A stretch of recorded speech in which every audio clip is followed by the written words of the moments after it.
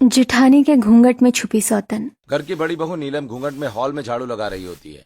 वहीं अरुण ऑफिस के कपड़ों में तैयार, हाथ में फाइल लिए सीढ़ियों से नीचे उतरकर अरुण, नीलम जल्दी मुझे ब्रेकफास्ट दो और मेरा लंच भी रेडी कर दो, मैं ऑफिस के लिए लेट हो रहा हूँ। ये देखो मेरे बोरिंग पति, सुबह उठो, नाश्ता करो, लंच लो, ऑफिस जाओ, काम करो, शाम को घर आओ और खाना खाकर सो जाओ। इनकी जिंदगी में इससे ज्यादा कुछ नहीं है। इससे अच्छी जिंदगी तो अंकल लोग एंजॉय करते हैं। हाँ, अभी लेकर आई। इतना कहकर नीलम किचन में चली जाती है। तभी हल्के पसीने से भीगा लंबा, गोरा और हैंडसम नीरज घर में एंट्री करता है। आ गया बेटा, हाँ बैठ, नाश्ता कर ले। ए नाश्ता नहीं माँ, मैं प्रोटीन शेक लूंगा। भाभी कहाँ हो? भाभी मेरा प्रोटीन शेक दे दो।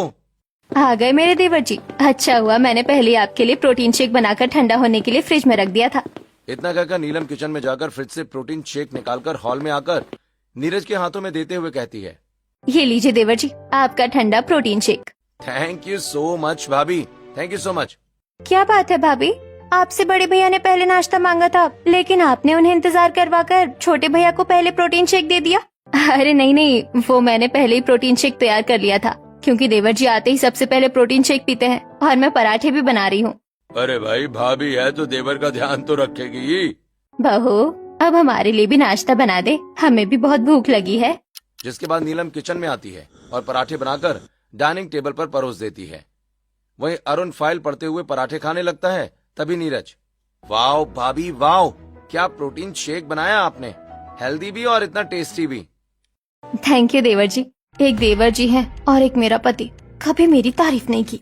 ऐसे एक दिन नीरज ब्लैक शर्ट में तैयार, हाथों में आइसक्रीम लिए किचन की तरफ आते हुए नीलम, जिसने एक सुंदर साड़ी पहनी होती है, उससे टकरा जाता है।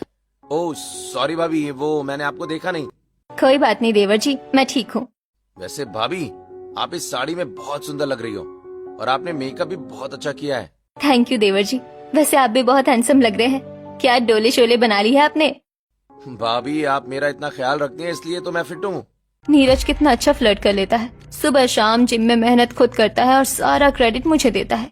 वैसे ये आइसक्रीम, ये मैं आपके लिए लाया हूँ। थैंक यू देवर जी। मुझे जैसा पति चाहिए था वो सारी क्वालिटीज नीरज में है। काश नीरज मेरा पति होता, लंबा, गोरा, हैंडसम, गुड फिजिक, रोमांटिक और पैसे कमाने वाला। इन सब में अरुण सिर्फ पैसे कमाते हैं, पर नीरज में ये सारी क्वालिटीज हैं। ऐसे कुछ दिन बीतते हैं और एक शाम पूरा परिवार हॉल में बैठे स्नैक्स खा रहा होता है। नीरज, देखी लड़की कैसी है, हमने तेरे लिए पसंद की है। अरे नहीं, मैं नीरज की शादी नहीं होने दे सकती। अगर नीरज की शादी हो गई तो मेरा क्या होगा? कोई बात नहीं, नीरज मुझे जरूर लड़की की फोटो दिखाएगा। मैं पहले की तरह ही कुछ समझाकर रिश्ता जुड़ने नहीं दूंगी। 22 साल का नीरज अपनी बैल्कनी में खड़ा शनाया से फोन पर बातें कर रहा होता है। तभी पीछे से नीलम आती है और नीरज का फोन उससे लेकर, देवर जी, किस लड़की से बात कर रहे हैं? अरे भाभी, वो मुझे शनाया पर क्रश है ना, पर मैंने अभी तक शनाया को प्रपोज नहीं किया, लेकिन कल डेट पर मैं उसे प्रपोज कर दूंगा। ठीक है देवर जी, पर जैसा मैं कहूँगी वैसा ही कीजिएगा डेट पर, तभी आपको अच्छी लड़की मिलेगी। ऐसे ही दिन बीतता है और फिर अगले दिन नीरज काले रंग की शर्ट पहनकर नीलम के कमरे में आता है। वाह, नीरज की क्या पर्सनैलिटी है। गलती हो गई इनके बड़े भैया से शादी करके, मुझे तो नीरज से शादी करनी चाहिए थी। भाभी, आप कह रही थी ना मेरी डेट में आप भी चलेंगी, चलिए। देवर जी, आप काले कपड़ों में अपनी क्रश से मिलने जाइएगा? ओहो, आपको बिल्कुल समझ नहीं है। आप अपनी व्हाइट शर्ट पहनिए और कोई मोटी चेन पहनिएगा, ताकि उसे लगे कि कोई पावरफुल आदमी है। अपनी भाभी की बात मानकर नीरज व्हाइट शर्ट और मोटी चेन पहनकर नीलम के साथ कैफे आता है। देवर जी, आप डेट पर आए हैं, थोड़ा एटीट्यूड में रहिएगा। जाकर पहले खुद बैठिएगा और ऑर्डर अपनी पसंद से कीजिएगा, तब उसे लगेगा कि इस लड़के के भी भाव है, वरना वो आपको निकम्मा समझेगी। जी भाभी, मैं सब समझ गया, मैं बिल्कुल वैसे ही करूंगा जैसा आपने कहा है। जिसके बाद नीलम कैफे के दूसरे टेबल पर जाकर बैठ जाती है। फिर थोड़ी देर में शनाया कैफे आती है तो नीरज अपनी चेयर पर बैठ जाता है। वहीं शनाया भी खुद अपनी चेयर पर बैठती है।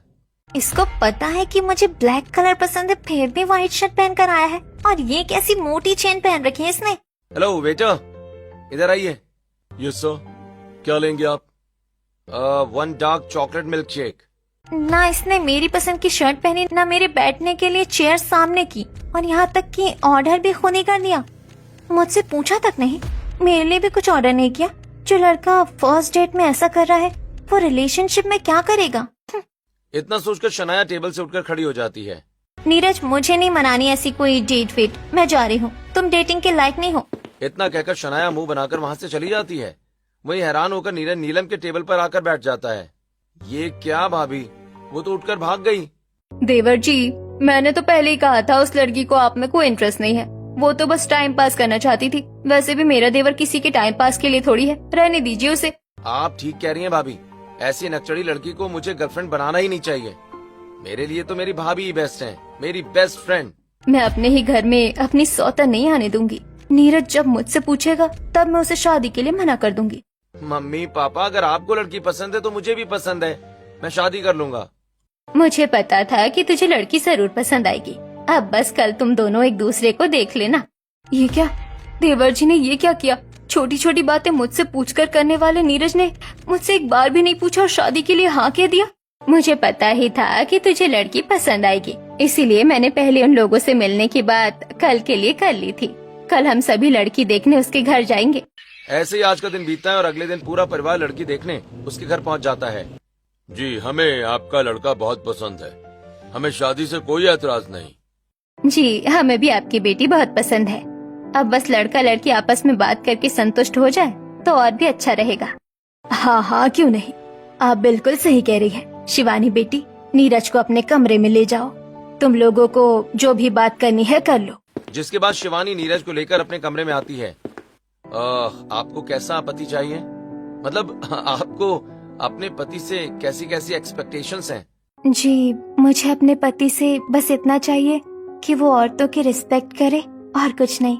और आपकी अपनी वाइफ से क्या एक्सपेक्टेशंस है? देखिए, मुझे कोई एक्सपेक्टेशंस नहीं है। उसे जैसे रहने का मन हो वो वैसे रह सकती है।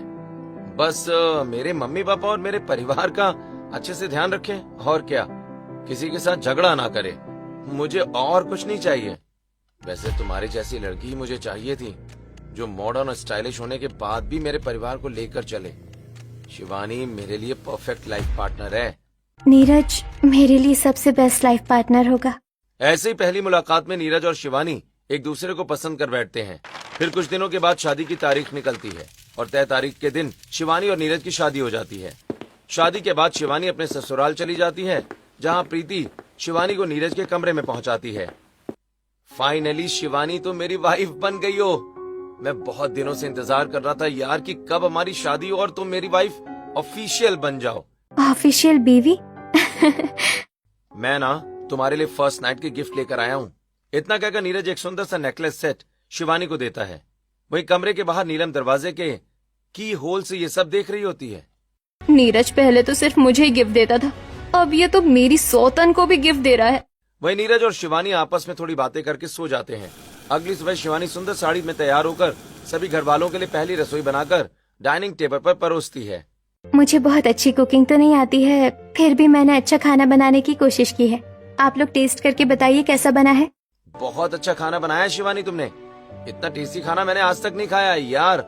मुझे बहुत पसंद आया तुम्हारा खाना। I really love it.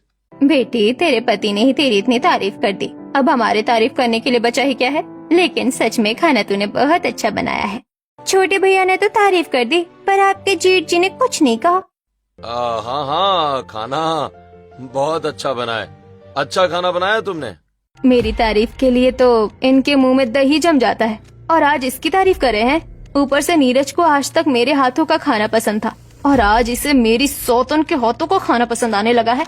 ऐसे कुछ दिन और बीतते हैं। एक रविवार शाम को नीरज और शिवानी एक दूसरे के पसंदीदा कपड़ों में तैयार होकर सीढ़ियों से उतरते हैं तो वहीं प्रीति। वाह, दोनों कपल क्या एंट्री ले रहे हैं हॉल में।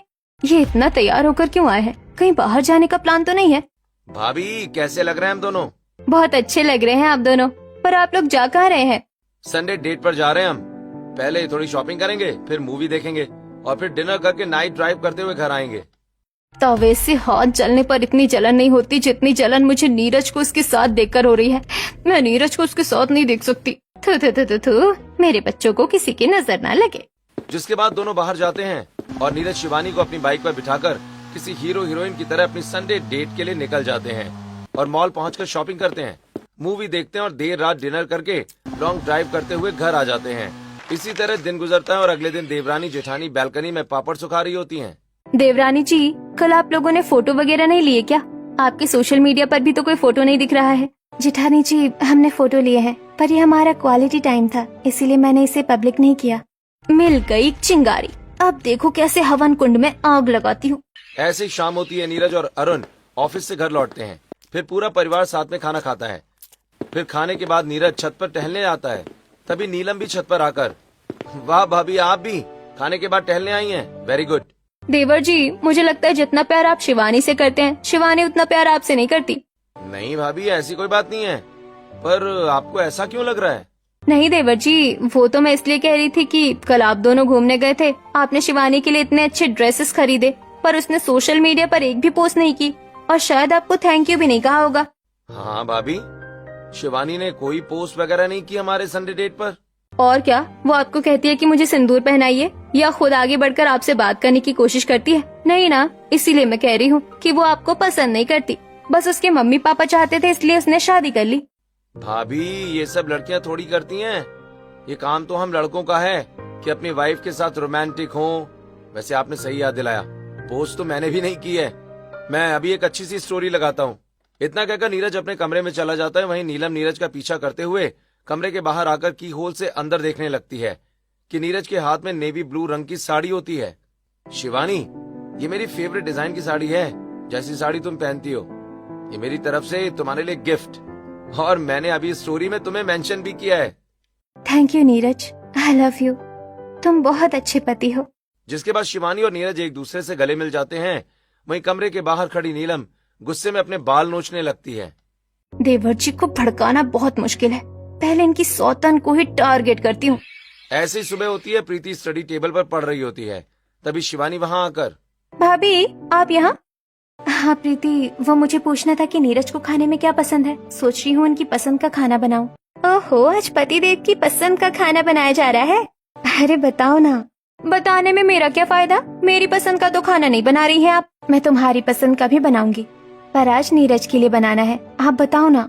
अच्छा बताती हूँ, भैया को हेल्दी खाना पसंद है जो टेस्टी हो। जेठानी जी से पूछती हूँ कि वो नीरज के लिए हेल्दी और टेस्टी क्या बनाती हैं। इतना सोचकर शिवानी किचन में जाती है जहाँ नीलम काम कर रही होती है। जेठानी जी, आप नीरज के लिए कुछ टेस्टी और हेल्दी फूड बनाती हैं, मुझे भी बताइए ना, मैं नीरज के लिए कुछ स्पेशल बनाना चाहती हूँ। बिल्कुल सही किया, तुमने मुझसे पूछ लिया। देवर जी के लिए कुछ स्पेशल बनाने की कोई जरूरत नहीं है। पर क्यों? क्या पति अपनी पत्नियों के लिए कुछ स्पेशल खाना बनाते हैं? नहीं ना, कल रविवार है, नीरज तुम्हारे लिए कुछ स्पेशल बनाता है, तब तुम उसके लिए कुछ स्पेशल बनाना, वरना जो खाना सबके लिए बन रहा है वही सब खाएंगे। ऐसे पतियों को सर पर नहीं चढ़ाना चाहिए, वरना फरमाइशें शुरू हो जाएंगी। ठीक है दीदी, नहीं बनाऊंगी कुछ स्पेशल। जिसके बाद शिवानी और नीलम सभी के लिए नॉर्मल खाना बनाते हैं। रात में पूरा परिवार खाना खाता है और अपने अपने कमरे में सोने चला जाता है। वहीं नीरज छत की तरफ जा रहा होता है। तभी नीलम नारियल पानी में चिया सीड्स मिलाकर नीरज के पास आती है। नीरज, ये देखो, मैंने तुम्हारे लिए एक न्यू हेल्दी ड्रिंक बनाई है, कोकोनट वाटर और चिया सीड्स, बहुत हेल्दी होता है। थैंक्स भाभी, मुझे लगा था ये सब काम शिवानी करेगी, पर आप अभी भी मेरी हेल्थ का ध्यान रख रही हैं। मैंने तो तुम्हें पहले ही कहा था, उसे आप में इंटरेस्ट नहीं है। खैर छोड़ो, आप इसे एंजॉय कीजिए। इतना कहकर नीलम अपने कमरे में आती है जहाँ अरुण लैपटॉप पर काम कर रहा होता है। नीलम, जरा मेरे लिए कॉफी बना दो यार, मुझे देर रात तक काम करना है तो एक कप कॉफी चाहिए होगी। मैं बहुत थक गई हूँ, मुझसे कॉफी नहीं बनेगी। इतना कहकर नीलम सो जाती है और अगले दिन शिवानी नीरज की दी हुई नेवी ब्लू रंग की साड़ी पहनकर तैयार हो रही होती है। तभी नीलम कमरे में आती है। शिवानी, तुमने ये साड़ी क्यों पहनी है? क्योंकि ये साड़ी मुझे नीरज ने दी है और पिछले बार की तरह आज भी हम संडे डेट पर जाएंगे। तो ये किस रंग की साड़ी पहन ली तुमने? देवर जी को ब्लैक कलर बहुत पसंद है, तुम्हें ब्लैक कलर की साड़ी पहननी चाहिए। क्या नीरज को ब्लैक कलर पसंद है? हाँ, तुम देखो ना, देवर जी के पास ज्यादातर कपड़े ब्लैक कलर के ही हैं। तुम भी ब्लैक पहनोगी तो देवर जी को अच्छा लगेगा। जिसके बाद शिवानी ब्लैक कलर की साड़ी पहन लेती है। तभी नीरज कमरे के बाहर से शिवानी को ब्लैक साड़ी में देखकर सीधे बालकनी में नीलम के पास आ जाता है। क्या हुआ देवर जी? भाभी, आप शिवानी से कहिए ना कि वो मेरी गिफ्ट की हुई मेरी फेवरेट कलर की साड़ी पहने। उसने हमारी संडे डेट के लिए ब्लैक साड़ी पहन ली। मैंने शिवानी से कहा था, पर उसने कहा कि मैं क्यों पहनूं किसी के पसंद के कपड़े, मुझे जैसे रंग और डिजाइन पसंद होंगे मैं वही पहनूंगी। क्या? मैं अभी बात करता हूँ उससे। नहीं नहीं देवर जी, आप क्यों जाकर बात करेंगे? अगर शिवानी को आपकी पसंद की कदर नहीं है तो आप भी सिर झुका कर मत जाइए, वरना वो आपको कमजोर समझने लगेगी। नीलम की बात मानकर नीरज कमरे में जाता है। नीरज, मैं तैयार हूँ, तुम भी तैयार हो जाओ, फिर हम अपनी संडे डेट पर जाएंगे। मेरा मूड नहीं है यार, हम कहीं नहीं जाएंगे। ऐसे ही रात बीतती है और फिर अगले दिन। बहू, धूप अच्छी है, तुम दोनों छत पर थोड़े पापड़ और अचार दे दो। जिसके बाद शिवानी और नीलम छत पर आकर पापड़ और अचार सुखाने लगती हैं। देवरानी जी, कल आप लोग डेट पर जाने वाले थे ना, क्या हुआ? पता नहीं, अचानक नीरज ने मना कर दिया और सो गया। वो आपके साथ घूमने नहीं गए, ये भी मेरे साथ ऐसा ही करते थे। तब से मैंने इनके पसंद के कपड़े पहनने छोड़ दिए हैं। तुम भी अब वो साड़ी कभी मत पहनना, अपने आप लाइन पर आ जाएंगे, वरना इसी तरह भाव बढ़ता रहेगा।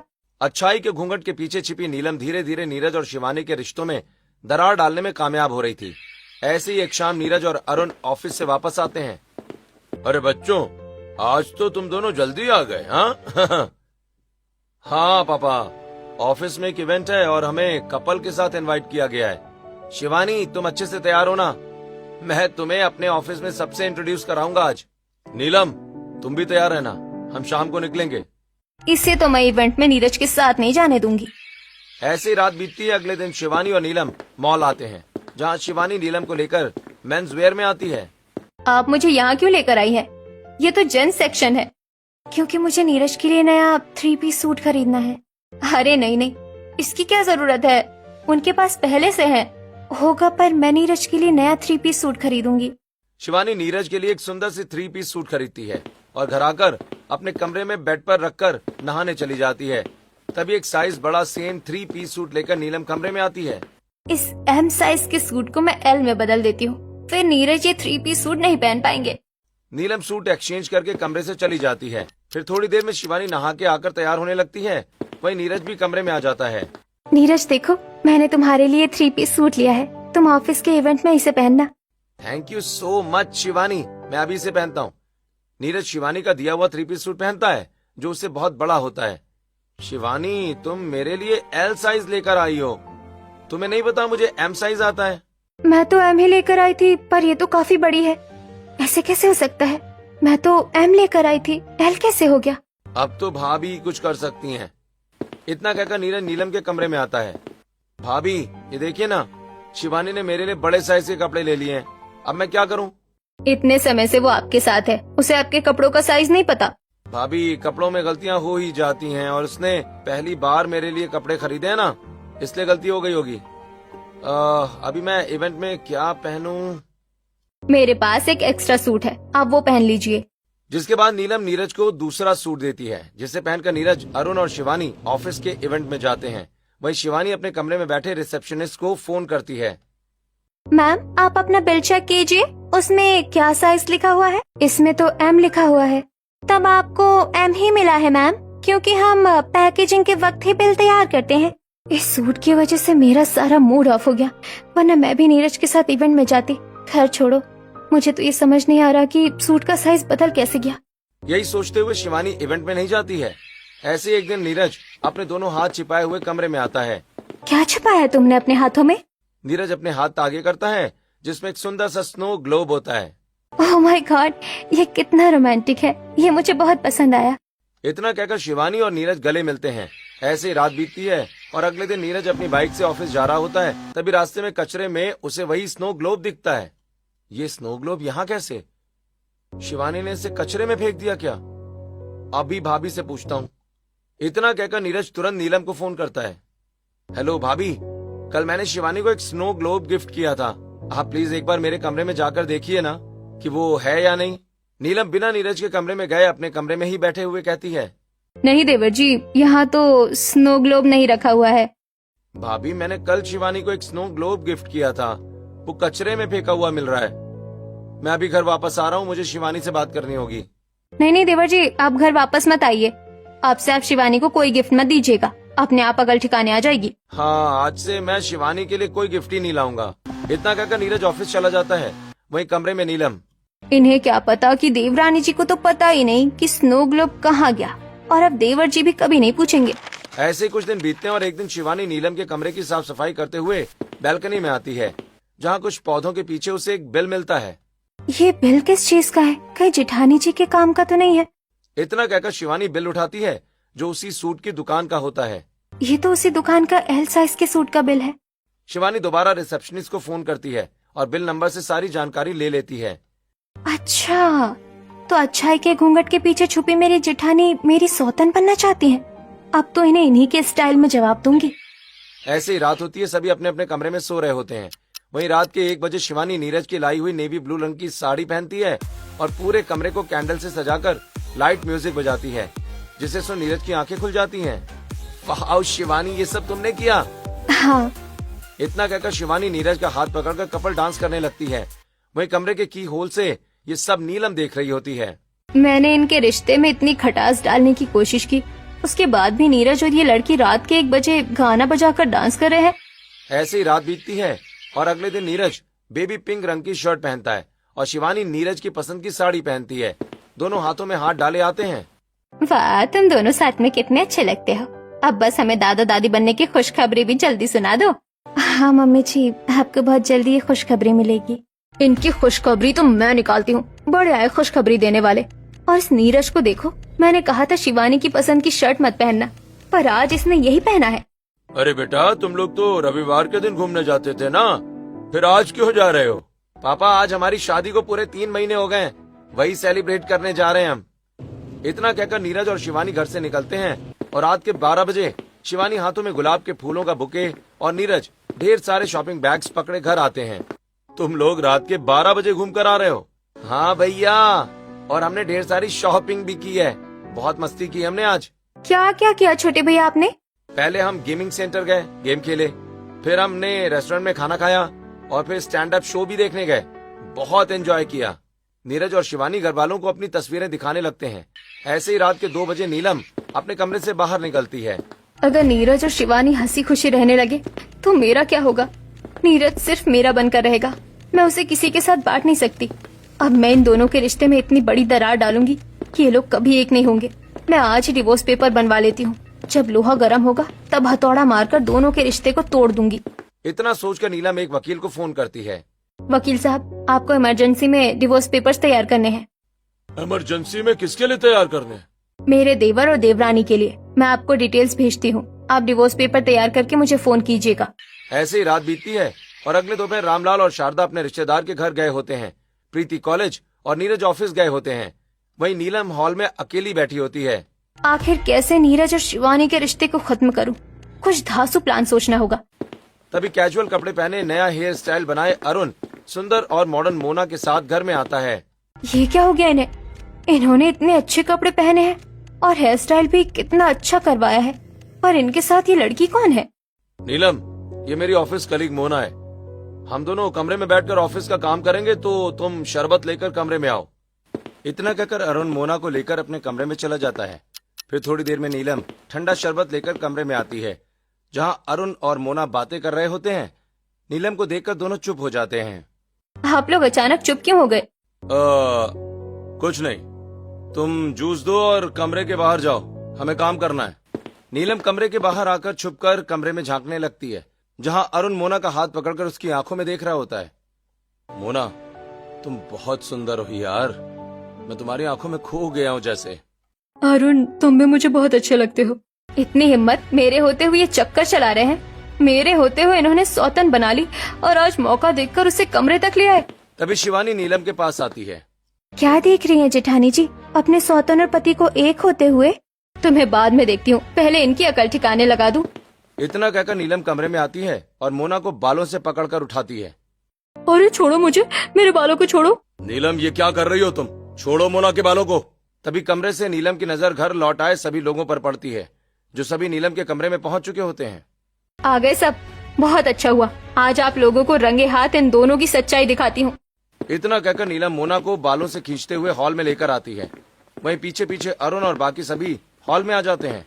बड़ी बहू, ये लड़की कौन है और तूने इसे बालों से क्यों पकड़ा हुआ है? और बड़ी भैया, आपने तो पूरा गेटअप ही बदल लिया, बिल्कुल हीरो लग रहे हैं। हीरो ऐसे ही नहीं बने हैं, मेरी सौतन के लिए बने हैं। घर में कोई नहीं था तो मौका देखकर ये लड़की को घर लेकर आए और मुझसे कहते हैं ऑफिस का काम करना है। कमरे में जाकर रंगरलियां मना रहे थे। तुम्हें इससे क्या दिक्कत है? तुम्हें तो वैसे भी मैं पसंद नहीं हूँ ना, मैं तो बोर हूँ ना। हाँ है आप बोर, ना कपड़े पहनने का ढंग है, ना बाल बनाने का, ना ही कोई रोमांस। हाँ, इसीलिए मैंने दूसरी लड़की पसंद की। इसीलिए मैं मोना को पसंद करता हूँ। उसे मैं बोर नहीं लगता, उसे मेरे कपड़े पुराने नहीं लगते। शर्म करो, अपनी पत्नी होते हुए दूसरी औरत के साथ चक्कर चला रहे हो, अपनी पत्नी की सौतन बना रहे हो। कम से कम घर के बाहर की औरत को सौतन बना रहा हूँ। तुम तो अपने देवर पर ही गंदी नजर डालती हो। ये क्या कह रहे हैं आप? क्या मतलब है आपका?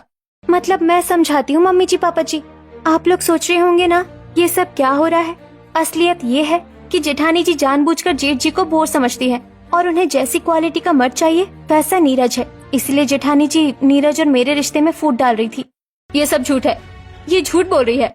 मेरे पास सबूत है। नीलम अपने कमरे में वकील से बात कर रही होती है। वहीं कमरे के दरवाजे के पास छिपी शिवानी मोबाइल से नीलम का वीडियो बना लेती है। वकील साहब, जल्दी से डिवोर्स पेपर तैयार कर दीजिए। मुझे अपने देवर और देवरानी का रिश्ता खत्म करवाना है। वहीं दूर खड़ी शिवानी वीडियो रिकॉर्ड करके अपने मन ही मन सोचती है। अच्छा हुआ मेरी भी आँख खुल गई और मैंने इनकी बातें सुन ली।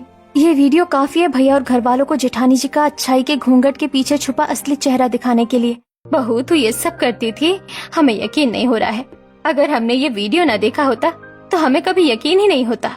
बहू, मुझे गर्व था कि मेरी बड़ी बहू तुम जैसी है, पर आज ऐसी बहू पर मुझे धिक्कार है।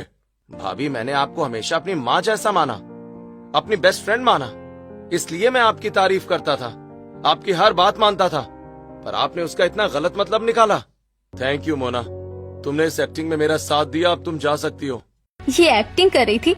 हाँ, तुम्हारी असलियत घर वालों के सामने लाने के लिए और तुम्हें एहसास दिलाने के लिए कि जब कोई रिश्तों में विश्वासघात करता है तो कैसा लगता है। इसलिए शिवानी और मैंने इस एक्टर को बुलाया था एक्टिंग करने के लिए। मुझे माफ कर दीजिए, मुझसे गलती हो गई। आप लोग मुझे ऐसे मत देखिए। नीलम, तुम्हारे पास वकील का नंबर है ना? उसे फोन करके कह दो हमारा डाइवोर्स पेपर बनाने के लिए। मैं तुम्हें आजाद कर दूंगा। नहीं भैया, जेठानी जी ने इतनी बड़ी गलती नहीं की है। अगर सच कहूँ तो गलती आपकी भी है। आपने भी कभी उनकी पसंद समझने की कोशिश ही नहीं की। हर वक्त सिर्फ काम काम। जैसे नीरज मुझे खुश रखने के लिए तरह तरह की चीजें करते हैं, वैसे आपको भी जेठानी जी के लिए कुछ करना चाहिए। अगर आप भी उनके लिए ऐसा कुछ करते तो उन्हें ये सब करने की नौबत ही नहीं आती। जेठानी जी, आपने आधा खाली गिलास तो देखा, पर ये नहीं देखा कि आधा गिलास भरा भी है। अरुण भैया आपसे प्यार करते हैं, तभी तो अपनी नींद छोड़कर भी आप लोगों के लिए काम करते हैं।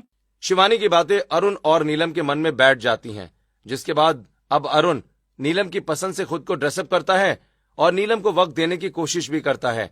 वहीं शिवानी और नीरज भी अपने परिवार के साथ हंसी खुशी जिंदगी बिताने लगते हैं।